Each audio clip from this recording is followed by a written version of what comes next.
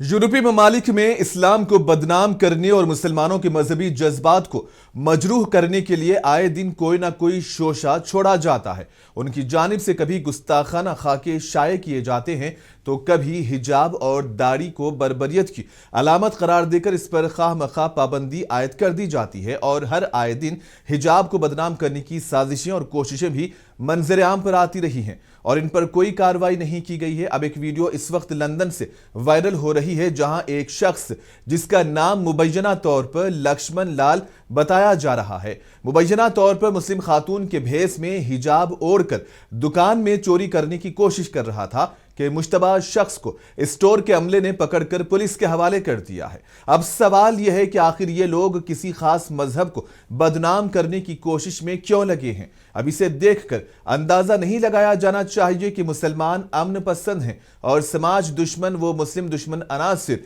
नित नए तरीके से इस्लाम को और मुसलमान को बदनाम करने में लगे हैं, जिन पर कार्रवाई होनी चाहिए।